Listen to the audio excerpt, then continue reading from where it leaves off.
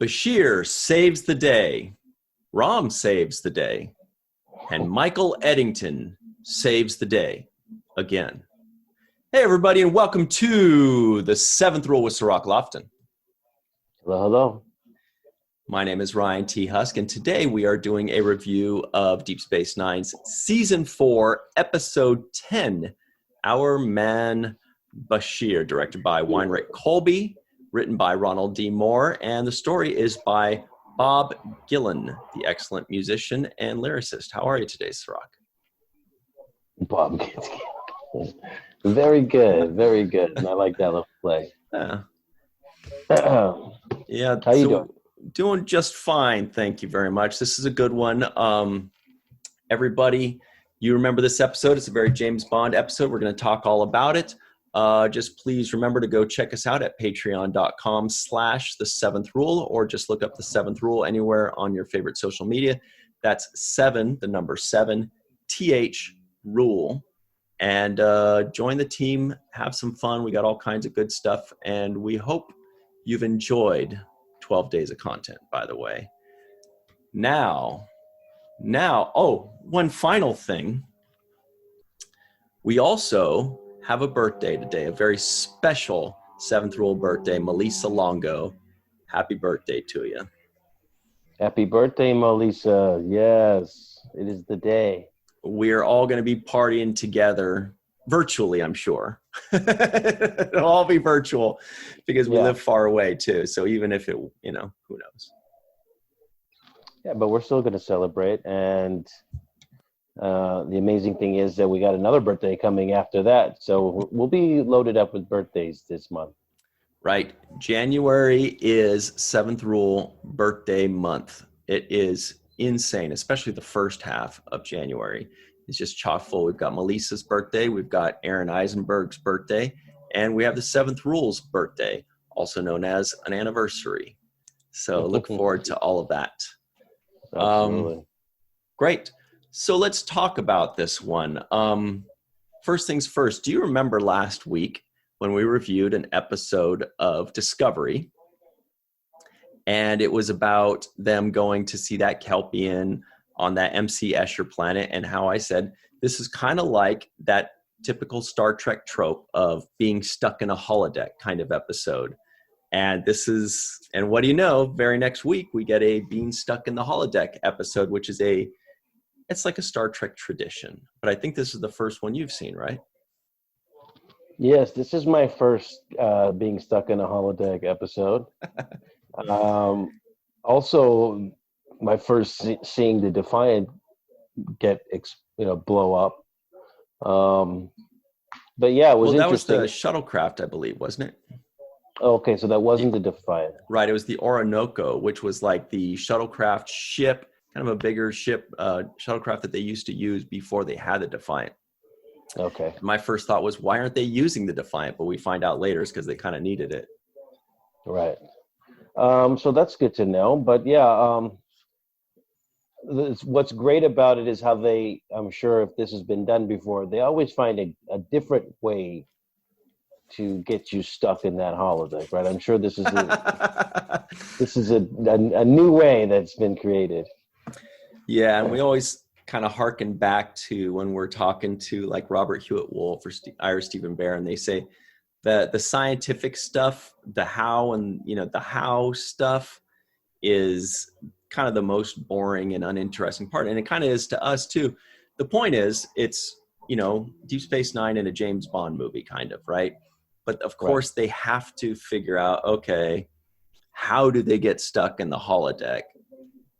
And that's the hard part. But they always come up with something, and this time they said because that was the only place that the station could save the files of their neural information or something. Something like that or another. But yeah, no, I really like this episode. And one of the things that I enjoy about watching really well done Star Trek episodes is when they go into the period pieces and they get into a time that we're all familiar with and we all have a little bit of knowledge about. So, Far Beyond the Stars, This one set in, I think, 1964 during the Cold War. I like those kinds of period pieces. It takes our characters out of their comfort zone, puts them in a different scenario, a different period, and we get to see them shine in those kinds of moments when they do shine. And I think this was an excellent example of Bashir, shining in this moment, or Alexander Siddig and Andrew Robinson, who really made this episode work. Why is it that somehow a Cardassian looks great in a tux, and also, by the way, a Klingon looks great in a suit too? I don't know how it worked out, but for some reason, Garrick looks awesome, and Worf in that white suit looked so good. And you would think that they would look ridiculous and out of place, but somehow it worked.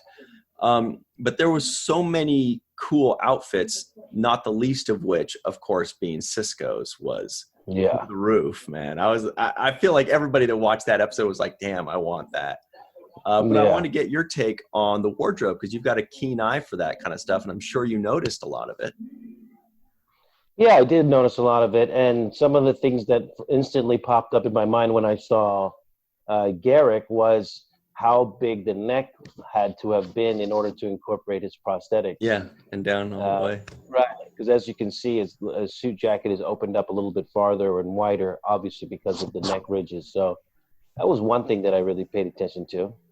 But I did think that the clothes was spot on, well done. And I mean, from everything from the negligee that Kira was wearing to all the guest stars in this episode, the James Bond guest stars, as well as Julian Bashir's wardrobe. I just liked it all. But you're right, Worf looked pretty magnificent in the white blazer. Somehow he looked so sharp, and I don't know why or how, but he sure did. And so much so that you almost forget that he's an alien. It's almost like he looks human with that suit on. It's kind of ridiculous, but I really did enjoy the wardrobe. I really enjoyed the set decoration as well. They had a lot of things that were like the telephones and the lamps and the furniture, which and Andy Robinson or Garrick was very critical of in this episode. Oh, such a good line. What did he say? I want to make sure I get it exact. It was towards the end, and he wakes up and he says, another decorator's nightmare. Exactly. I really did like that. The whole episode was like, it was a James Bond feel to it.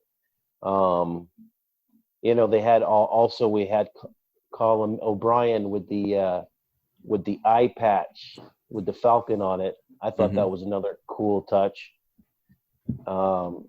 And of course, we were used to seeing Colin playing villains in movies, so he actually looked most comfortable in that exact role, because that's what he does when he's not on DS9. So that was pretty fun to see as well. Yeah, he's done a lot. It feels like he is the guy that gets the most. Maybe he doesn't get the most work out of the group, but he gets the most like notable roles. Because like if you look at the IMDb, there people are just constantly working, but it seems like Column keeps popping up on your TV and trailers. You know what I mean? Like he's actually getting like, you're like, wait a minute, I recognize that voice. My favorite, and I know this is way back in the day, but it was Con Air. Was it Con Air that he was in, right? Oh yeah, he was in Con Air. I was so excited. I was like, whoa, it's O'Brien. Yeah. That was it. Let me text him back really quickly.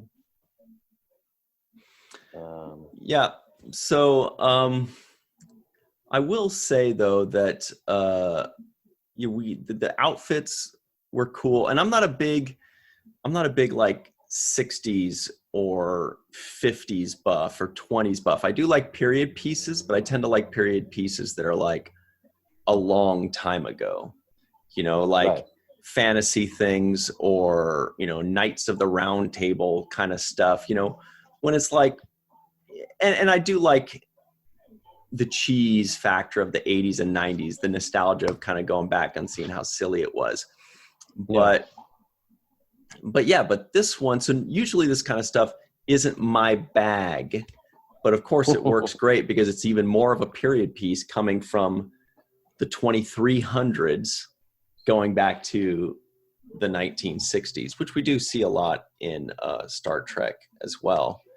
But you're more of a you like the 60s and the 70s and those kind of pieces.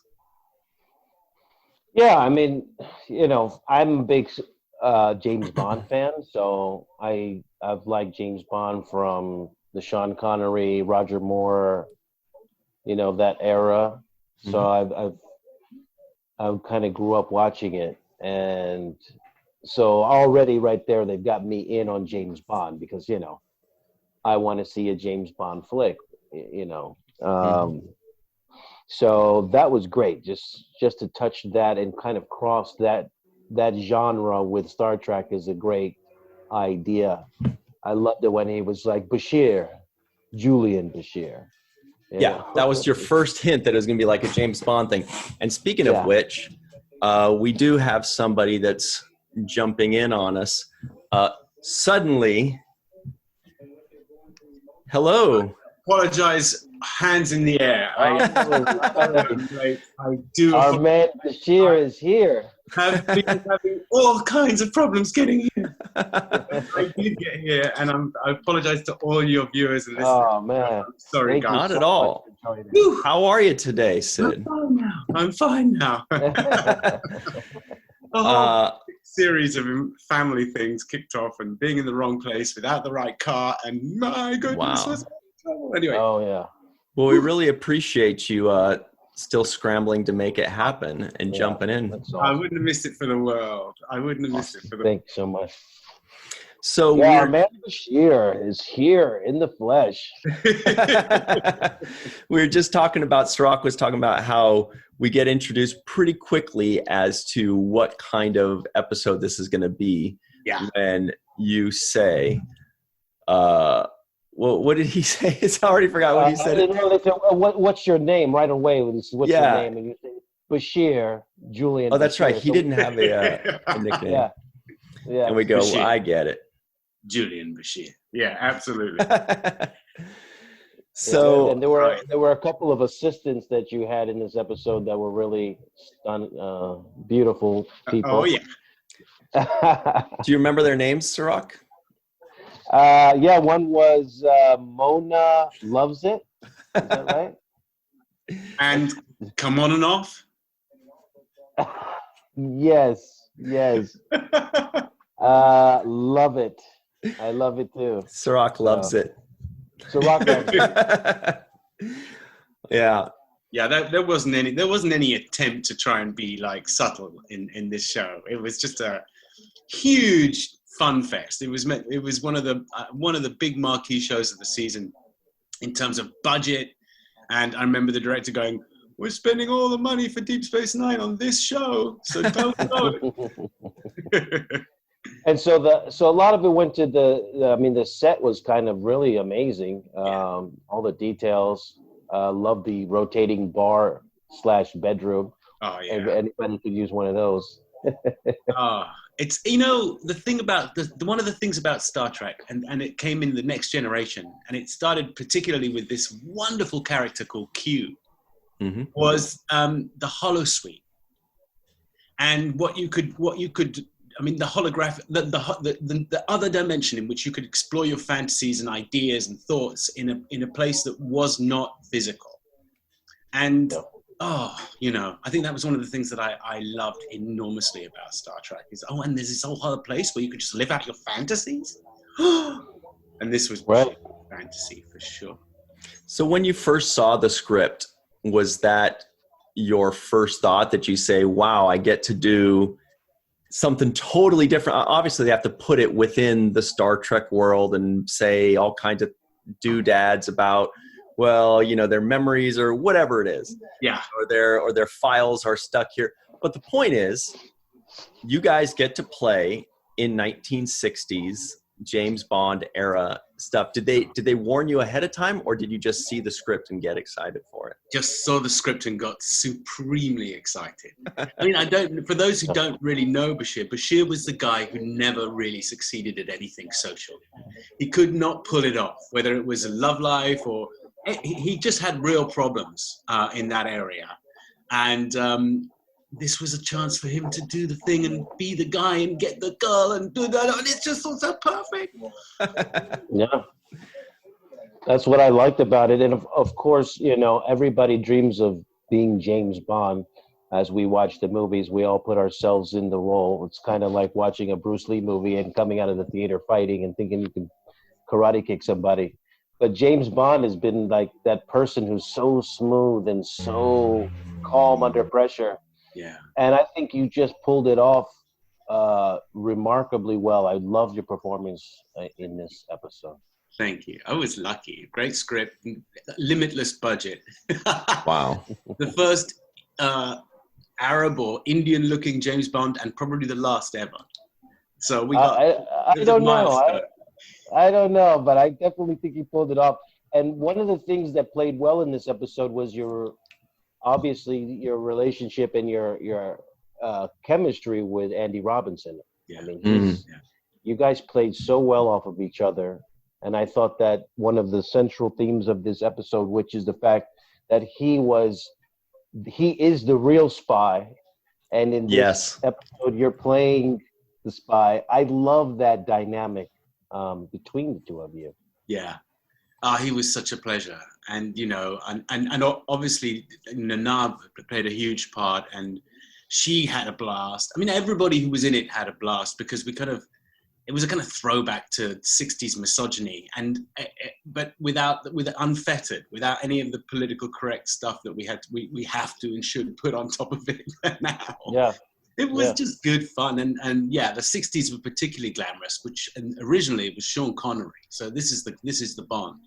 And then there was a big discussion about, which Bond are you trying to play, Sid? Like you got to pick one. That's Sean Connery to me is James Bond. That's just in my mind. To me too. Okay. So we're good. Then I give Roger Moore a close second. I like his performances. It's all about Connery. Yeah, absolutely. I like Daniel Craig is my second, but Sean Connery is my first. So suave, and so I mean, that guy could pull off such a bigot. That character, Fleming's Bond, is such a despicable guy. Yeah. And you just needed someone, and I think that Roger Moore was just a little, God bless his cotton socks, was just a little too charming, that he made fun of the character. I think that Connery took it seriously, and Bashir got a chance to really take it seriously in a pastiche way.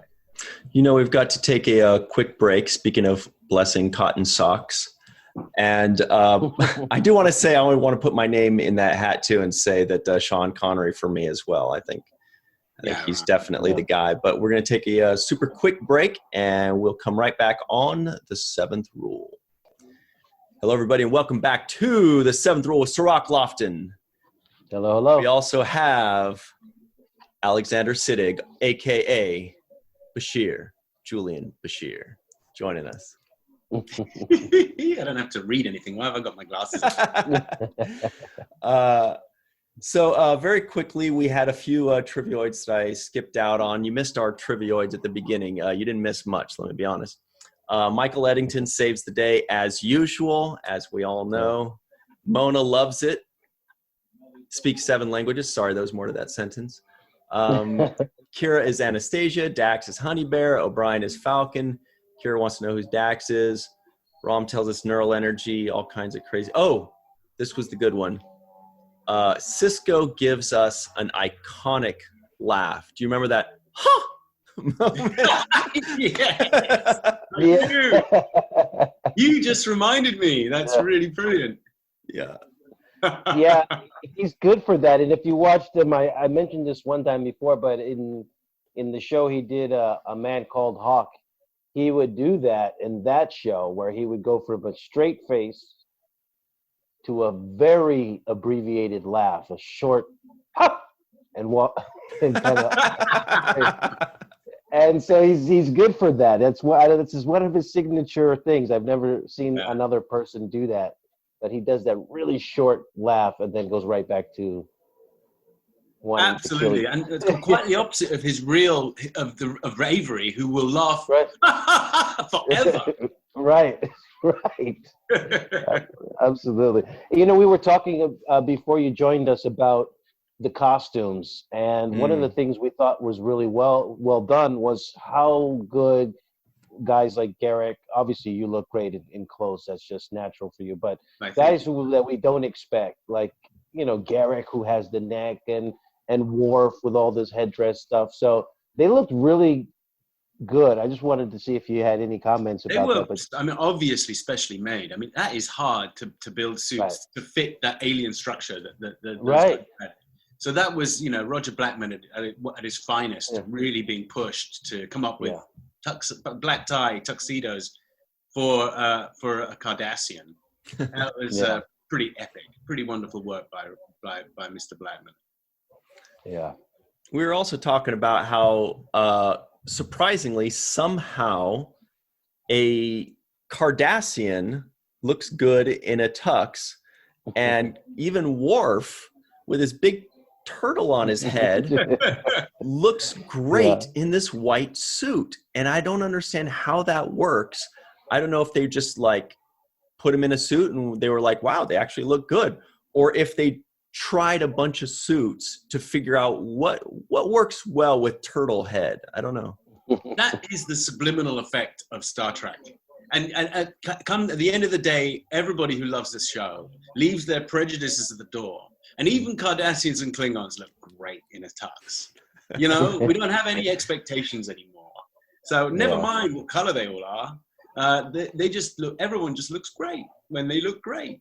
I think that's one of the subtle effects of the Trek world, and one of the effects on the Trek fan base, and one of the things that fans love about it is that they can actually say without fear of prejudice, "Oh my God, Worf looks horny or hot or whatever adjective they want to use." Yeah. You know what? I understand. Yeah. Yeah, he actually does. Yeah. Yeah. And in this one, I mean, obviously you were the ladies' man in this episode, and you mentioned this earlier about how, you know, Bashir was really bad socially, and we saw that early on in the early seasons of the show. Yeah. You being shot down every chance, every attempt you made. But in this one, you were so debonair, so smooth. I can only imagine that was one of the things you were also looking forward to doing. I love that. Yeah. I mean, the thing that I love Bashir being striking out as well with everybody. He kind of tried to get near, mainly Jadzia. Well, then you're in luck. Yeah, exactly. Partly because that reflected me as a person. I'm the kind of guy who strikes out. You know, I just get it wrong. I doubt that. I just don't. I don't get up to all. I don't talk to people. I won't dare. And people would have to sort of talk to someone on my behalf when I was that young. So I would just wait for some brave person to come and talk to me, and then I'd be like, "Well, I'm in. I've got this. Completely the wrong way around." And so I loved it when Bashir actually was smooth, and got a little bit of my fantasy as well crept in there. So that's pretty cool. Yeah, that's funny you say that, because I've had many people come up to me and tell me how you were the most handsome person on the show, and I always told them, why are you telling me this? Stop telling me. Because they wanted you to tell him. Well, now you know. That's what my friends and family think. So, you know, I did a movie years ago with Gerard Butler, and it was in Dublin. And we went as Gerard Butler, it was just before he really kicked off. He hadn't done 300, It was early days. And we went to a nightclub after shooting one day. We went upstairs to a special VIP room because Gerard Butler could get a special VIP room. Anyway, and then and there was he was with a couple of young ladies, and I went out to the lavatory actually, and just outside the lavatory there was this kind of fancy reception area where you could sort of wait, I guess, for the lavatory to become available. And I was just sort of hanging out there, kind of recomposing before I went back into the main event area. And this young person came up to me and said, I'd like to be with Gerard Butler. And I went, well, he's actually with 2 women right now, actually. And he said, yes, that's fine. Can you get me in after them? That's charm. Whatever Gerard Butler does is how to do. Because that guy was charming. Serving 2, 3, 3, 4. It's like the DMV. Wow. Oh, wow. Yeah, no, I never was lucky to live that kind of a ostentatious life like Gerard Butler, but it certainly would be a great fantasy. But I did like the way they did these subtle inserts in this episode. For example, when Kira's laid out on the bed and the bar turns around, she introduces herself as this Russian KGB agent, Anastasia. But then she goes on and she says, I have some important news for you, and pulls an envelope from behind her, and then pulls another envelope from another place. And I'm like, where were all these envelopes in? And I love the little humor right there. I love the humor of the gun that you made out of a pen or something you pulled out of your in the heel of my shoe. Yes. That was a cool little prop. I know you had fun with that when they gave it to you for a little bit, right? Yeah, absolutely. I could hang around with all those stuff. I had great fun doing all of that. The attention they paid to, remember Bud and Pat, who were 2 people, Bud and Pat, who are props guys, and we called them one name, just Butterpat. They took such pride with Joe Longo, who was the prop master, in making these things and putting these things together and making sure that curating them, looking after them. I really miss that kind of expertise. I haven't really bumped into that. When people do that job for what feels like hundreds of years, and then they come onto your show and they just have everything perfectly set out for you, and they show you. They took you through props how to work props, and you had to have little prop rehearsals because they had to work just so perfectly. And they did, and it was just fantastic. I mean, just bringing it up, I just remember, wow, what pros! I don't think I've worked with such a group of well-oiled pros since.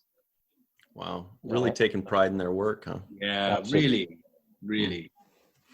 Now, I wanted to ask a question. We kind of already touched on a little bit how excited you were when you saw this kind of episode you were going to get. But besides you, do you remember anybody in particular being super excited about doing this type of show, whether it's just because they love holodeck stuff or because they love the 60s or they love the outfit, or was there somebody else besides you that was really into it? I think Nana was really into it. I mean, I think she really enjoyed herself. I mean, she had kind of that lead part, that like dangerous Black Widow territory. And so I think she really enjoyed it.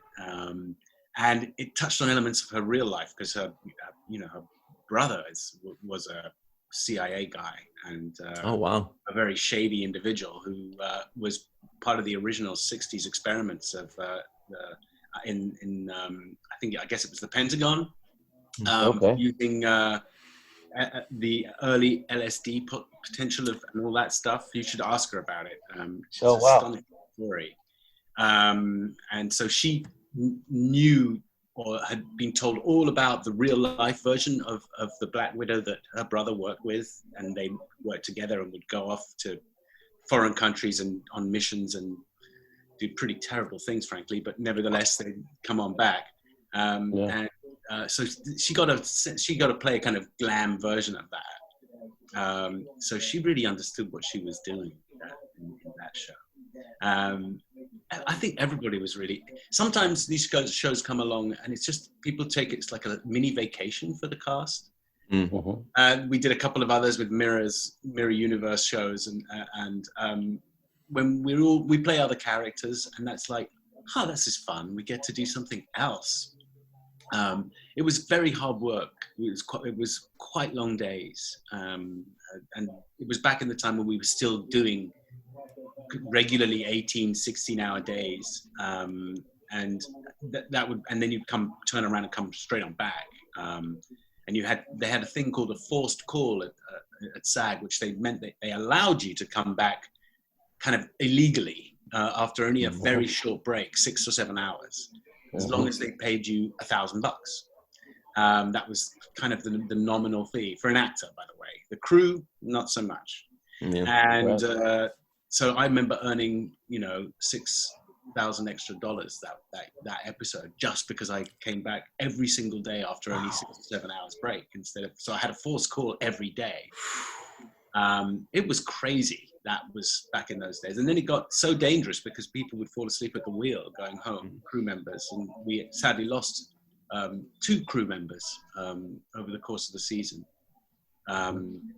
And thank God they just put a stop to it. That's it. No more. No, everyone gets to work just a normal day. So we've just worked, the 13 hours that we're supposed. That's considered a normal day with a 1-hour lunch break. And TV, the whole studio's mentality changed about how hard you could press people. I don't remember Cirroc. I mean, you wouldn't. Obviously, you were very well cared for because as a minor, they wouldn't dream of. There are strict laws about how you treat youngsters. Right. But there was one day we did on the pilot, Emissary, that was 22 hours long. 22 hours is crazy talk. I think it was called Triple Golden Time by Union Rules. Everybody in the crew loved it because they got so much overtime. Yeah. Just like, how do we do it? They got a week's wages in one night. Right. Cirroc, do you remember 22 hours with your fishing pole in that episode? No, I didn't do any of the fishing pole work for that long.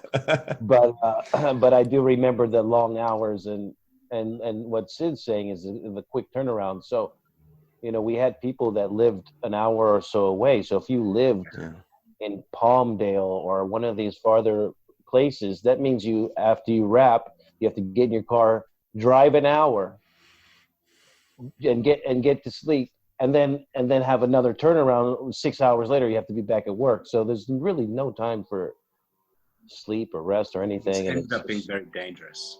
Yeah. It is dangerous, yeah. But how was your holidays, and how is the Sid City going? It's been lovely, thank you. My holidays were great. We had a really terrific beef Wellington and lovely vegetables and whatnot. And Shauna, my wife's mother, came over, and her sister, who, not Shauna's sister, but Shauna's aunt, her mom's sister, who is absolutely adorable, but no one seems to trust her regarding COVID. So they actually put her in the hallway to eat. Well, we ate in the dining room. And I was like, hey, how you doing? Okay? Baby, you okay? Well, just wait. That's funny.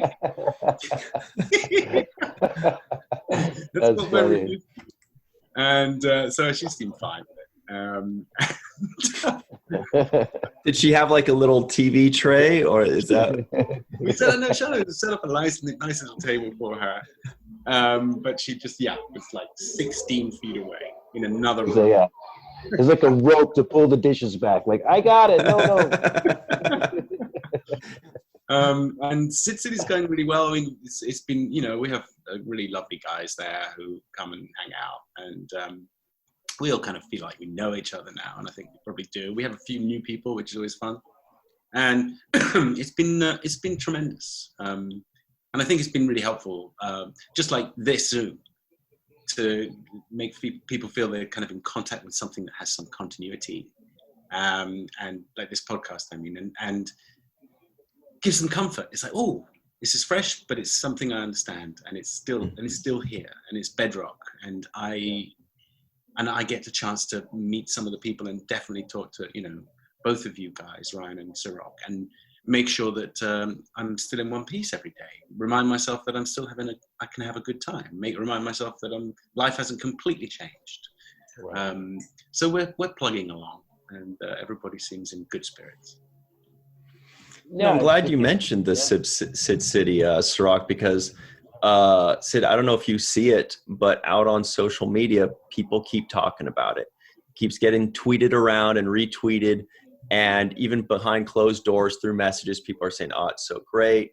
Sid is he's so nice, and he's so eloquent with people." And like, they say that you really take the time to get to know people. It's not like speed dating.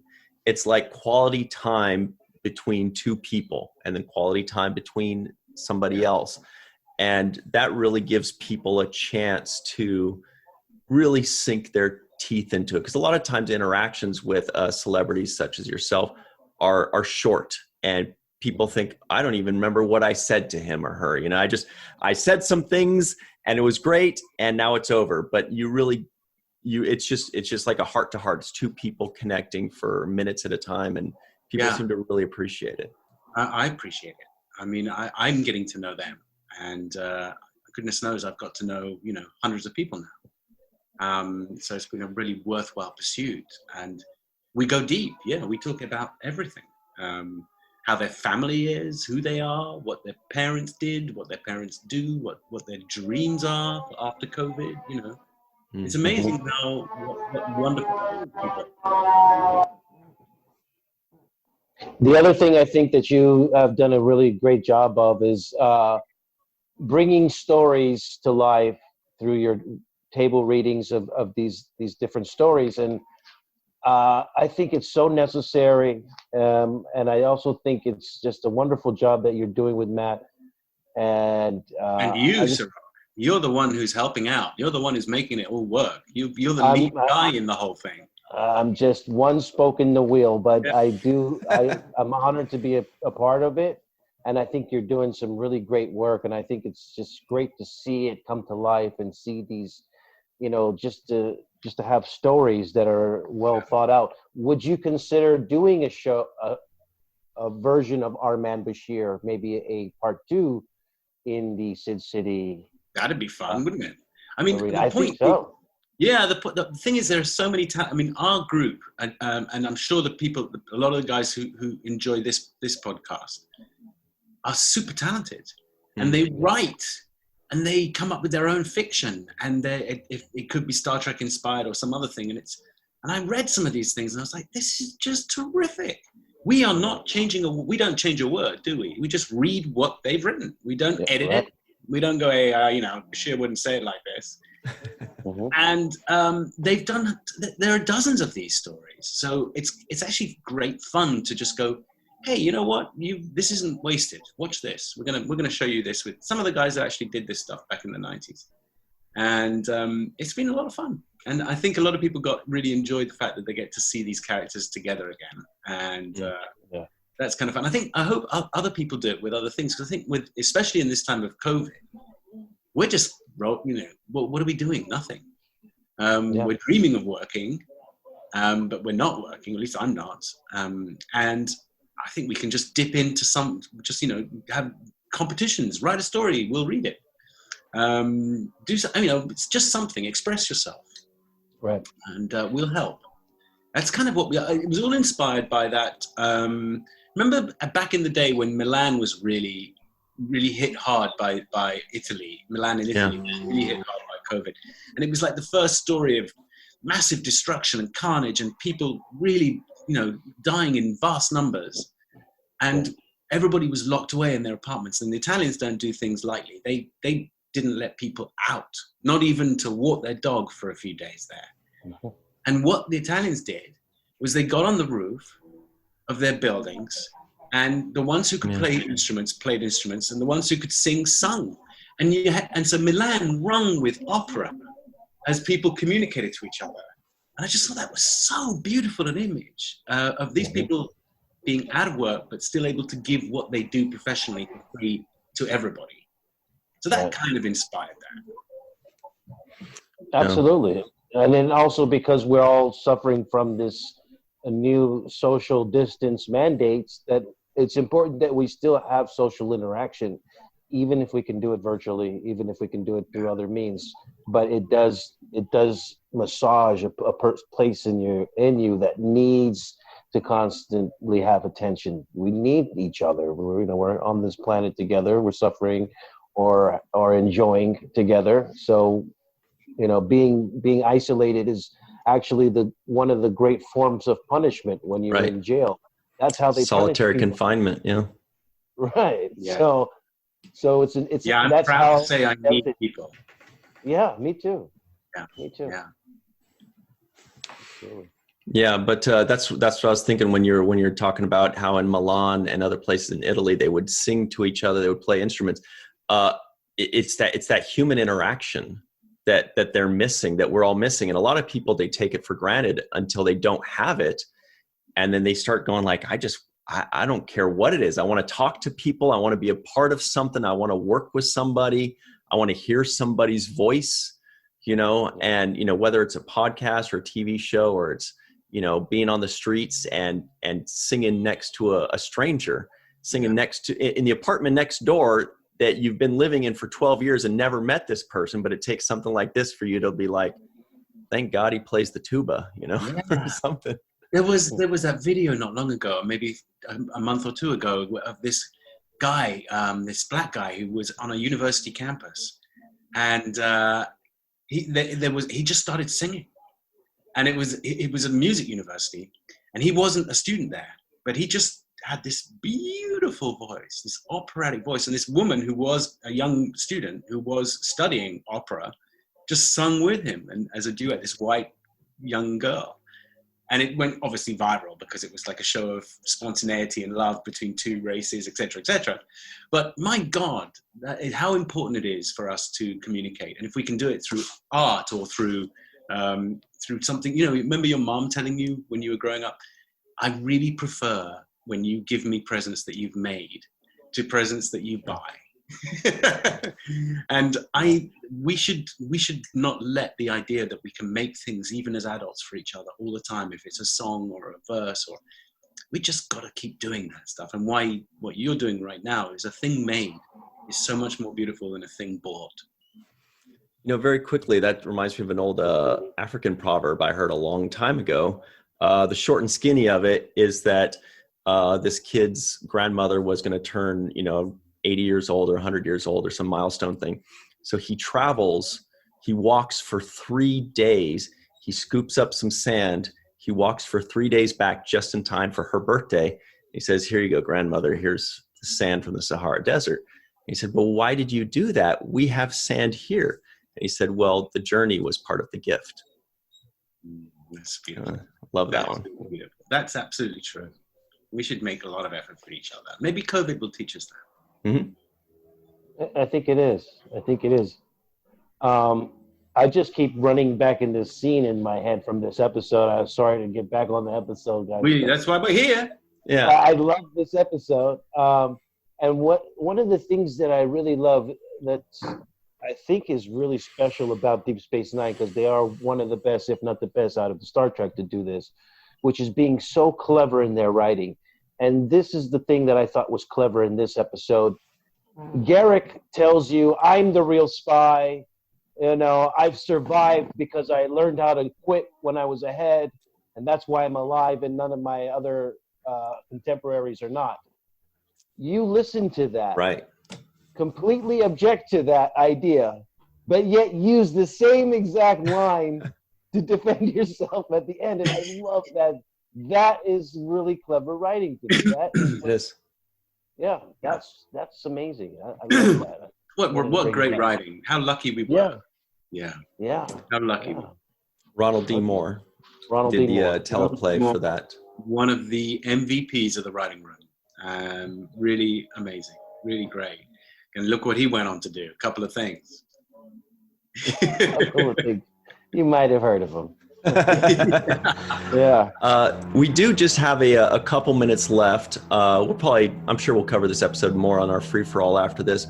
But Sid, would you like to give us just a button on this episode? Any final thoughts or fond memories of it?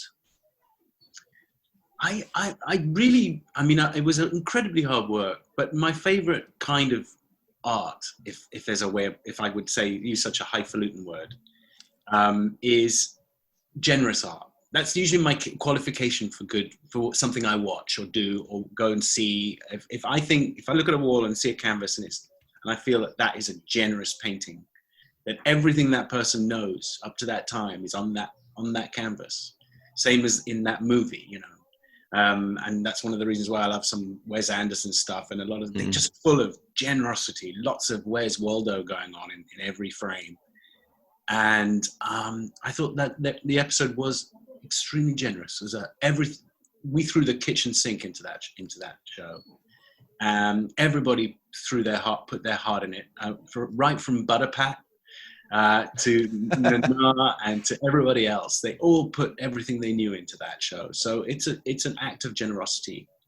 And I think that's one of the things that makes me happiest and most satisfied about it. Yeah. I love the moment where Worf asks you for £5 million, and you reach into your wallet and you pull out one like this and you lay it down. You're like, there it is. Yeah, perfect. I love the moment. I know I'm not asking you a question and I'm just making a comment, but that's good. These are just things that I've just seen the episode for the first time. I know I'm late, a little bit late, but I was so delighted by it, and it showed me a side of your character that I think is closer to who you are or how I envision you are. So I actually think of you, Sid, as a James Bond kind of smooth operator. So I love to see this episode. Thank you. I'm so not. To me, you are. So thank you for giving us this gift. I'll take it, Cirroc. This is great. Well, we do have to run, but this is a great episode. It's in a long line of great Stuck in a Holodeck episodes and people letting their imaginations go wild.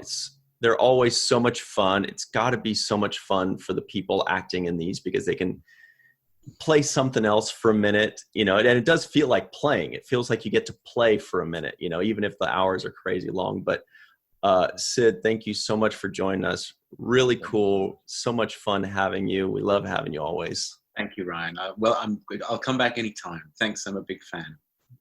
Great. Happy New Year to you. Thank you. The rest of the holiday, I hope it ends for a good big bang with you, and also that everyone gets really speedy, healthy recovery for whatever ailments they're going, including our guy. Yeah. Let's hope it's a good one. Let's hope the next one. Oh, it's going to be a great one. Yeah. I hope. Anyway, thank you so much. Everybody watching, stay tuned. Stick around for the free-for-all, and we'll be right back on the seventh rule. Hey, everybody, and welcome back to the seventh rule. This is the free-for-all. We are joined by Natasha Louise out in Utah, Eve England out in Wales. More on that in a second. We also have, as you know, Mr. Alexander Siddig. We have TJ in Missouri. We have Katie in Indiana. We have Cirroc in LA. But first things first, have you seen that really cool picture online a couple weeks ago that Star Trek retweeted that had the entire ship, Discovery ship, and pretty much every single character out of gingerbread? That was Eve England, and she wants to tell us all about it. Yes, tell us. Thanks, Brian. Yeah, just sort of, it's sort of a bit of a tradition actually in our house that we've tended to do like a gingerbread construction a couple of Christmases. So we've done a Nakatomi Plaza, we've done I did a TARDIS once, I did an 8080 one year, and then so this year I thought, Discovery's back on, so I thought that sounded like it was gonna be quite easy. Not quite, but so I decided to make a gingerbread, but I sort of use a proper recipe so it's fully edible. I haven't eaten it yet, I can't bring myself to do it, and then I did all the I found this really I know. But I did find this tiny cookie cutter in the garden centre just before Christmas. Like, oh, that would just be perfect, rather than making lots of big gingerbread. So they're sort of little tiny ones. So I decided to make the crew from the current season as well. So it's got lots of little tiny cute Discovery crew members as well. Yeah, so it actually came out really well. Yeah, I was really pleased with it. But yeah, how did you piece this together? How did you stick it together? What was your medium? I just used butter and not butter icing, royal icing, and yeah, and it did work really well. What I did do, I found these I made these like clear boxes so I could balance it onto that, because obviously the nacelles were sort of way too long and skinny to stay up by themselves. But I put them on these cube sort of plastic things, so it's still standing. So yeah, very impressed. So it's fully edible. So I didn't use any particular glue or sort of cooking glue or anything like that. It's just icing and gingerbread from the Hummingbird Bakery recipe book, if anyone wants to make it. So yeah, it was good fun. And before we move on from that, please let the world know, and especially Sid here, what you do for the rugby tournament every year, which is my favorite. It's the coolest thing.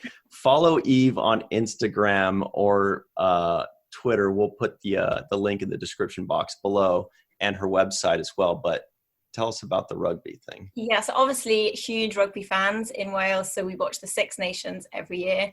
So I do what we call the Six Biscuits. So we do a team from each of the nations in gingerbread with their current kit. So every time we watch the games, so at the end, whoever loses gets broken up, and we do the score with the full one and the one who's like totally destroyed, and then it's may the best biscuit win at the end of the tournament. So. Brilliant! That's like a gingerbread Subutio, but rugby. Exactly. Yeah, that's good fun. That's good fun. Yeah. Fantastic. Yeah, I love rugby too. It's great sport to watch. And we've got a good banter in my house because my husband is English, and I'm Welsh, so it's can get a bit tense. Ah, so, nice. Yeah, he's the happy bunny this year, obviously. Yeah. We're gonna let Sid take over for a minute because I got a request from Cirroc to find the actual gingerbread image. If you don't mind, Sid. Yeah, absolutely. Since you're a pro at this with your Sid City that you do constantly, it's so amazing. So you're better than any of us at this. That's rubbish. No. Yeah, only British people say that's rubbish to someone's face. So yeah, well, I don't know anything about any of you, so I'd like to know something about it. TJ, where you are in Missouri? And Missouri. I heard Missouri. I just call it Missouri because that's what. Yeah. Well, is there a real thing about whether or not people call it Missouri or Missouri? Is that okay? What's the cultural thing behind that? I am not a native of Missouri, so I've always said Missouri. There are some people here that say Missouri. Okay, cool. I never knew because I was like, is it cool to call it Missouri? You're supposed to just call it Missouri if you're born and bred. You know. I suppose so. Okay. That's cool etiquette. Good to know. Certainly for me. It is. So what's going on? What's going on in Missouri? What's going on in your neck of the woods, in your world? In my neck of the woods, well, all is well. It's the weather is kind of back and forth. It's been cold. The past couple of days have been a little bit warmer, so that's been nice. I've been seeing, some people be able to get out in the yard and walk up and down the street. I'm watching our college basketball team right now that almost gave up a lead, but they're battling back, and I hope they win. I have yet to go to a game. We're able to attend the games, but I have not been to one this season. I'm kind of trying to judge whether that's a smart decision or not. I hope you get to go to one if that's what your passion is. I'm a basketball. I'm really. I don't dislike basketball, but I just don't get it. I watched the Lakers and the Clippers once when I was in. And I watched it live, and there's a great atmosphere, and I know these are the finest basketball players in the world, etc. but it seemed to all hinge on someone not scoring. And I couldn't understand a game where not to score was more important than scoring, because you kind of go from one end to the other and you score. It's like, it's a given. You're going to score. And then someone doesn't score and it's like, God, they didn't score. And that's how it's kind of built on a negative. And I never really understood that. It's like 94 to 105. I mean, I know it's a great sport and the athleticism is there for everybody to see. Goodness gracious, you couldn't possibly, I couldn't, it would be, I've told you a bit about my dancing. I'm not going to try and even pretend like a good basketball player. I watched a lot of football because my wife's a huge Pats fan. Okay. And I think basketball is a bit more exciting than that because they stopped. So the Pats have a completely new look this season. How is that? They've imploded. Yeah. My wife is just walks around miserable because they can't, they're not playing well anymore. It's the first year of the rebuild. Yeah, that's what we're called. And Natasha, Salt Lake City. Hi. Hi. And how are you and your family? Oh, we're well, thankfully. Yeah, we're thankfully on the mend. Myself personally on the mend. I've gone through a really rough time. Because you had some surgery and I've had multiple surgeries. I literally died last year. And I've gone through a lot of surgeries since then. So I'm on the rebuild. So what terrible timing though for you. I mean, this is the one, nobody. Oh yeah, but we're on the mend, and thankfully we've been able to steer clear of the COVID, and we have my stepson is 9, which has been really hard for him, but he's in school, so we've been worried about that. But thankfully we've all been clear of that, which is a grateful blessing. Yeah. Is your core family still together? Well, my family is very spread apart. I'm the oldest of 9 children, and so we are all over the place. My brother is in the military, so he's in South Carolina. My husband's in the military here in Utah. My other family's in California. I've got other family in Arizona. We're all over the place. But you must be such a strong unit to get through what you have been through. I mean, you're the one facing it. We have a lot of FaceTime calls nowadays. This has been a nice blessing, like FaceTime and all these Star Trek meetups and stuff. This has been really fun. This stuff keeps me going. Yeah, it's been a lot of fun to do virtual treks and our Friday night trek meetings just for funsies. Yeah. So yeah, they're fun. Well, I wish you just the speediest of recoveries. Complete. Thank you. Thanks. Yeah. We're on the up, we think. Okay. We hope. Well, we'd be remiss if we didn't mention Alex, her husband. Oh. Natasha and Alex, we see them every year at Star Trek Las Vegas. They're 2 of the coolest people ever. And we just want to make sure when you do mention the tightly knit group, we got to mention Alex, as I'm assuming he's kind of the rock behind you because you guys are inseparable whenever we see you, and he's a radical dude, even if he's ignoring us right now. A big shout out to Alex. He's watching Breaking Bad again. Like we're rewatching it again. So I was like, honey, I'm recording. You gotta put your headphones in for this one. I don't think anybody wants to hear the Breaking Bad. It's like, okay, babe. So, but no, he's not ignoring. He's just enthralled. Breaking Bad. To the show. Breaking Bad. And Katie is going to be a professional dancer. Yes, I hope. I hope. Thank you. You've got to put mind to it. You are. If you don't mind that hard work and that ridiculous amount of work that you have to do, you punish your body for as long as you do. Yes, it's been many years, but I have to say my mother's kind of been like the wind beneath my wings to always, never give up. Yeah. So you don't get to be where you are without a mom who supports you, because she's got to drive you to all those things every single day. every day. Yep. Time. Wow. Well, she must be a wonderful mom. She is. It's just me and her. So there's been a lot of trials and tribulations, but we've gotten through it. And it now being in a university, and she's actually my housing. That's why everything's all covered up. We just got our things from storage. So now we're just unpacking, and we're finally going to be settled here for 4 years until I graduate. So.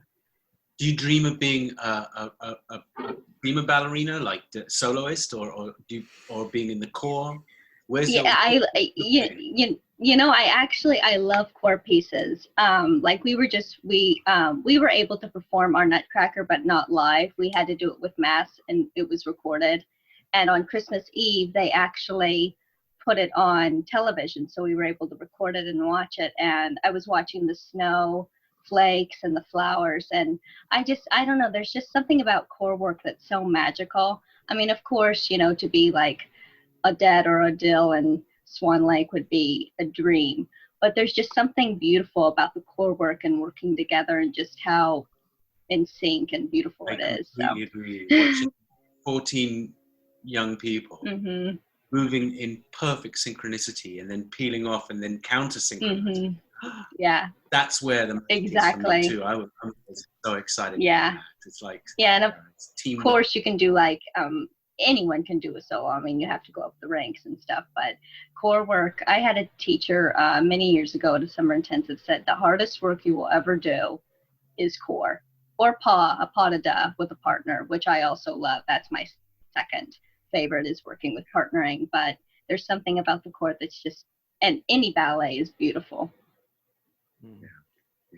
Thank you. Well, thank you. In fact, I'm taking over because I see a special starship. Yeah. Also, Cirroc reminds us that if you're not ready for core, try Core's Light. So here's your agonizer, please. That's just because we had an episode with the right before last week with the sort of Kalas, and Core was the Klingon, and Cirroc's nickname for him is Core's Light. Moving on, this is Eve's good work here. It's cut off a little bit down there. Feel like a weatherman. This is Discovery. There are actually 3 rows, but check it out online, guys. Just Google it or find Eve in art. My goodness. That is so amazing. Yeah, the fun activity is to zoom into that and try to identify each of the crew members, which I don't think that I successfully identified them all. I was able to do it, right, Eve? Although I think Eve was a little generous when she said spot on, because I think I flip-flopped Adira in gray, but everybody else I did perfectly. I think. At least she said yes. Guys, so you went into detail on each one of those little miniature gingerbread characters. Yeah, I try to think of what the main sort of feature of that character was, and just try to keep it simple, to be honest. So I mean, some of them are fairly easy because they. I mean, so you've got the. I mean, Linus, I think, is my favorite. I think he's just the cutest one, and I think he's one of the most recognizable. But yeah, no, Detmer is recognizable too, though. Yeah. You don't, in the 3rd row that you can't see, there's also Grudge the cat. That one's pretty recognizable. That one's pretty easy to catch. Yeah. And so that ship is also a gingerbread ship, right? Is that... Yeah. So I basically found some pictures online and cut out the templates with paper first, and just cut them out on the gingerbread, and stuck them together with the icing. So in terms of it, I mean, it did take a while because you had to do it in stages, but it was, in terms of actually getting the shapes, it was quite a nice shape to do, because the shapes kept their shape when they baked. A lot of things kind of spread too much. So yeah, so I was quite pleased with it, and then just use some glitter and icing pens to jazz it up a little bit. So yeah, really pleased, and I got some great feedback from everyone online. It was just so, especially with all the lockdown stuff going on, it was just so nice having so much positivity and everyone enjoying. I was so surprised how many people sort of liked it. It was just amazing. So Oh, it's amazing. Yes. Being so nice about it. Yeah. And a lot of media outlets actually picked it up, and Star Trek actually, the official Star Trek actually retweeted it as well, right? Yeah, they did. Yeah. It's pretty cool. So since we only, sorry, go ahead, Sid. No, I was just going to say, just on the gingerbread theme, someone just put an 8-foot gingerbread monolith on a hillside somewhere. Did you? I saw that. Yes. Yes. That's insane. Wow. Dogs started eating it. These monoliths are just popping up all over the place. Now it's gingerbread one. See, Eve, somebody's trying to take your crown. You gotta one up them. It might be me. You never know. No, you've got the gingerbread 2020 crown right there with that. Stay tuned for Deep Space Nine next year. I know. I was going to, but I thought, that structure would just be. I think I need a structural engineering degree or something to make that. I think maybe the Defiant. Maybe that might be easier. Eve, I do have a question. Have you ever tried going, I know in the midst of COVID and everything, but have you ever tried going on like the Great British Baking Show or one of those shows to compete? Your gingerbread looks amazing. I think I'd get too stressed. It's quite nice when you can do it in the comfort of your own home with nobody watching you, and then you can get it all in pictures when it's done. I just don't think I could cope with that pressure of doing everything in a live audience. But yeah, a few people have said that to me. I was like, oh my gosh, no, that would just be my sort of worst nightmare. But it'd be fun. But no, I think at the moment I'll stick to my own kitchen. Sounds like a maybe. So we only have a few minutes left. So real quick, let's just kind of go around. This will just be like a fun little question that we like to do at the end of every show. The question for this week is Julian Bashir related. If there were one character from any Star Trek series that you think would be a really interesting and or fun situation in which they meet Julian Bashir, what would be create a nice dynamic? Like if you think it would be fun for, Beverly Crusher and Julian Bashir to talk it out and come out with a solution to a medical problem or something. So that's the question. I know everybody's thinking. TJ already has his, so we'll start with you. I'm going to go with Dr. Phlox. Because I think they would have interesting conversations. I know Dr. Bashir was excited about being able to practice "quote unquote" frontier medicine, and how much more frontier does it get than being the first doctor on the first Warp 5 ship in Starfleet? So I think they would have interesting conversations about the different things that they encountered. That's a great idea. That's a good one. I knew it was gonna be. I knew it was gonna be Enterprise, and when I thought of this question ahead of time, I was like, "Ooh, Dr. Phlox is a good one." But I'm glad you took it because you could explain it better than I could. What about you, Katie? I would go with Tom Paris from Voyager. Number one, he was a nurse practitioner, and number two, he had a real interest in history. And so did Dr. Bashir, and that's why I like both our characters, is because I'm a history geek myself.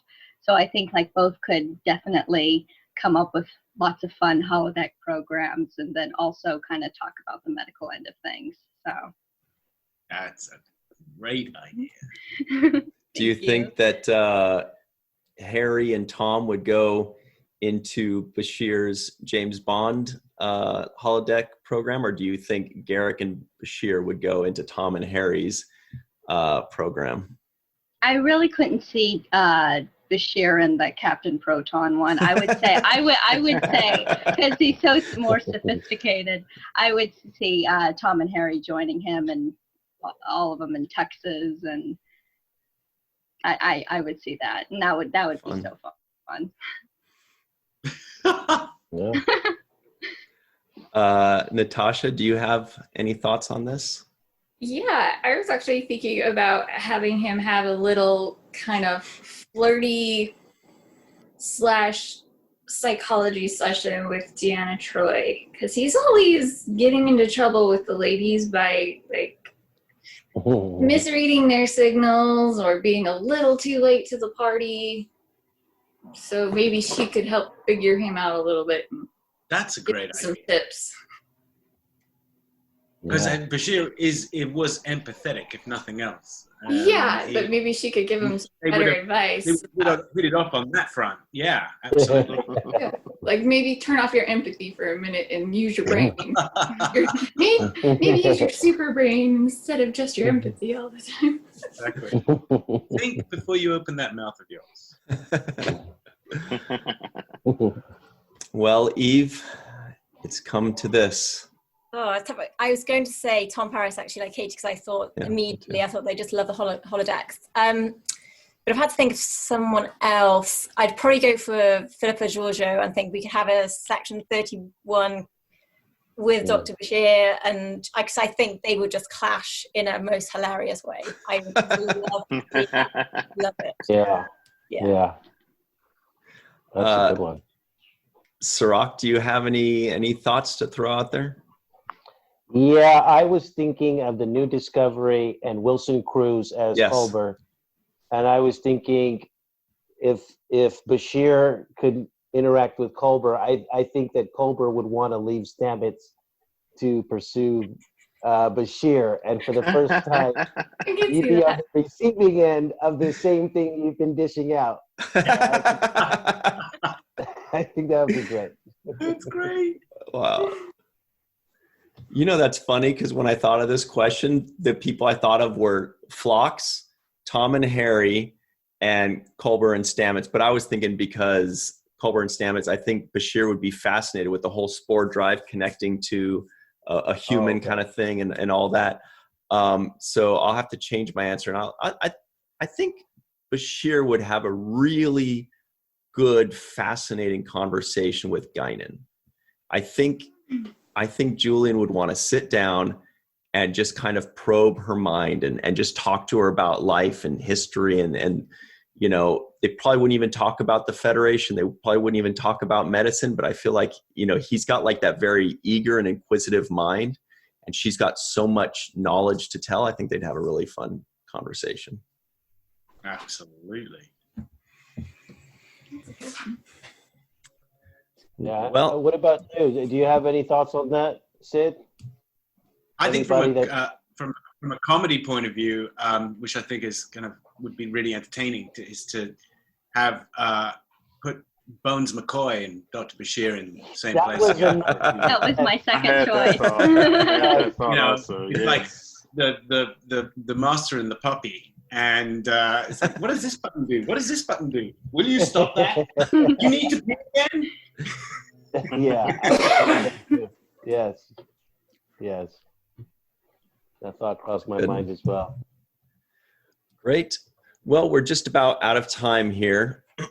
Everybody that's listening in, feel free to give your answers to this extremely hypothetical question and probably never going to happen question. But be sure to give us your answers and tell us why. And also thank Sid for joining us, because he's been so wonderful about sharing his time with us. We really appreciate it. And thanks for classing up the place. Smashing. Thank you so much for joining us. Thank you, Sid. Thank you so much. Great. So that's about it. And everybody check out the links in the description box below. Everything we covered will be down there. You'll see Eve England's full gingerbread display. If you haven't already, you probably have. But definitely check it out. And thank you all very much for joining us. And as always, remember the 7th rule.